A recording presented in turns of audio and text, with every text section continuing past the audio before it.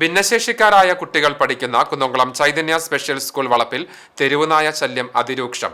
അധികൃതർ വിഷയത്തിൽ ഇടപെട്ട് അതിവേഗം നടപടികൾ സ്വീകരിക്കണമെന്ന ആവശ്യം ശക്തമാവുകയാണ്. അലഞ്ഞു നടക്കുന്ന നായ്ക്കൾ സ്കൂൾ വരാന്തയിലേക്കും മറ്റും കയറുന്നുണ്ട്.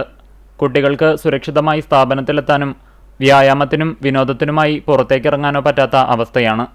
സ്കൂൾ പരിസരത്തെ റോഡുകളിലും നായശല്യമുണ്ട്. മുമ്പ് ഇതുവഴി വന്ന സ്ത്രീയെ നായ ഓടിച്ചിരുന്നു.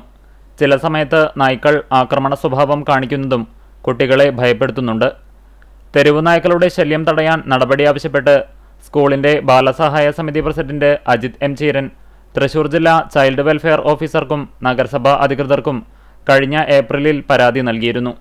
എന്നാൽ മാസങ്ങൾ കഴിഞ്ഞിട്ടും യാതൊരു നടപടിയുമുണ്ടായില്ലെന്ന് ഇദ്ദേഹം പറഞ്ഞു. ശാരീരിക വൈകല്യങ്ങളും മാനസിക വൈകല്യങ്ങളുമുള്ള 82ഓളം വിദ്യാർത്ഥികൾ പഠിക്കുന്ന ചൈതന്യ സ്പെഷ്യൽ സ്കൂൾ ഇന്ന് നേരിടുന്ന ഏറ്റവും വലിയ വെല്ലുവിളി തെരുവ് നായ്ക്കളുടെ ശല്യമാണ്. ഏകദേശം 10ഓളം നായ്ക്കൾ ഏത് സമയം സ്കൂളിൻ്റെ വരാന്തയിലും സ്കൂൾ കോമ്പൗണ്ടിലും അലഞ്ഞു തിരിഞ്ഞ് നടക്കുകയാണ്. ഇതുമായി ബന്ധപ്പെട്ട് ചൈൽഡ് വെൽഫെയറിനും നഗരസഭാ സെക്രട്ടറിക്കും പരാതികൾ നൽകിയിട്ട് 2-3 മാസമായെങ്കിലും നാളിതുവരെ ഒരു നടപടിയും ഉണ്ടായിട്ടില്ല.